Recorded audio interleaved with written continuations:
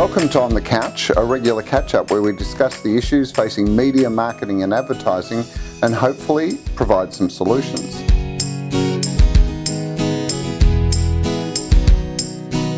Today on the couch I have Thomas Bertelsen, who is co-founder and managing partner at Blackwood 7, a company that brings artificial intelligence to media, analytics and planning. Welcome, Thomas. Welcome to the couch. Thank you so much.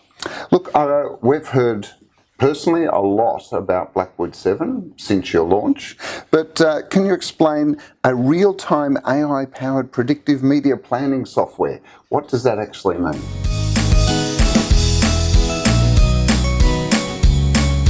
That means that we have built a platform where advertisers, companies and agencies can look upon how their past media investments actually affected their sales.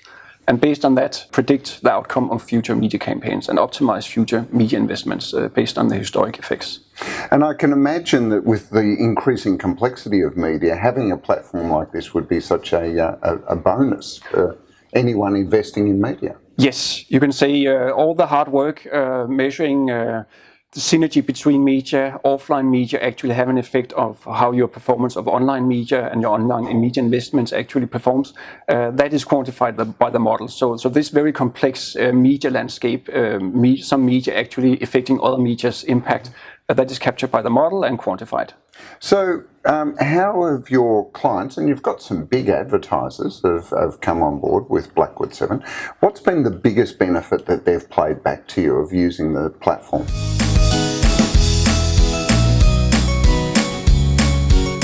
Three things you could say. The first thing is basically when you have developed a model, the first glimpse of the model is basically that we take their sales, for instance, or the objective that you want to focus upon, and basically inform the client about what affects your sales. How much is driven by media, how much is driven by marketing, how much is driven by pricing, competitors' activities, how much negative impact does that have. So getting the overview of the full business, what actually constitute our sales, positively or negatively.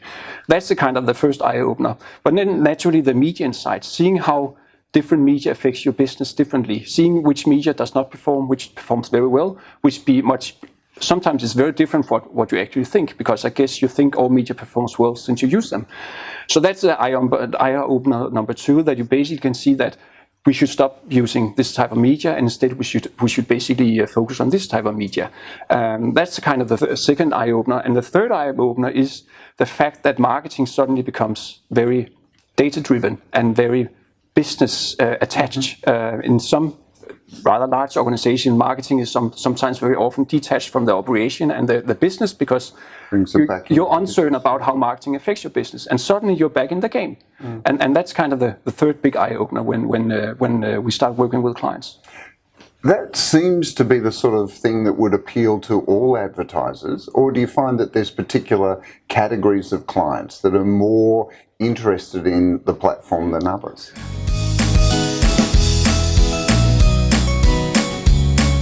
Our feeling is that it applies more to bigger companies, because they have less transparent workflows. The distance from marketing investment to the sales is sometimes bigger. They might often sell both online and offline. So the complexity of the business is simply bigger. And a model brings transparency into that. So it often it's a tool for mainly bigger advertisers, because the complexity is there. Increased complexity. Yes, exactly. But does this mean that it's the end of media planning in agencies? Because an AI platform must consider more things and do it more efficiently than human beings in media agencies.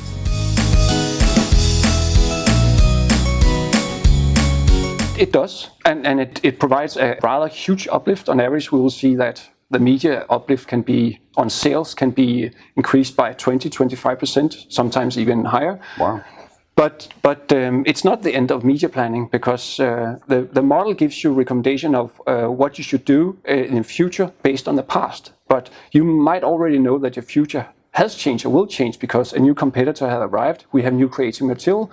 So basically we see it as it's allowing media agencies to spend time on strategic work instead of the Excel sheets and hard measuring of how to allocate a budget, because that the model can actually come with recommendations on for doing. And then you can take that as basically the starting point from where to go with the next campaign. So I think you should see it as it's basically replacing a lot of hot hands, a lot of Excel sheet works by tying media activities directly to sales. But that could be basically the starting point for a more creative, strategic discussion with the media agency. So it removes that sort of everyday, yes, so that yes, you can focus yes. on the bigger issues. Exactly.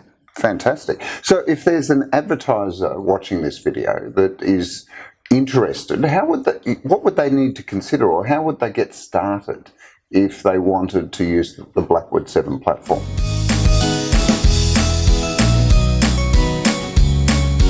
The platform is relying on data. So naturally, that advertiser had to look upon themselves, saying, "Okay, do we have that data that's required?"